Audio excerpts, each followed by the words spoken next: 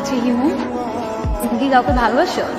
না ভাই, এসব ভালোবাসাটা আসে আমার দিয়ে হবে না।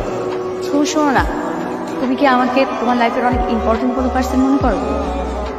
আচ্ছা শোনো, আমরা যখন আমাদের সময় কাউকে দিই, আমরা আমাদের লাইফ থেকে একটা অংশ তাদেরকে দিয়ে দিই, যেটা আমরা কখনোই ফেরত পাবো না।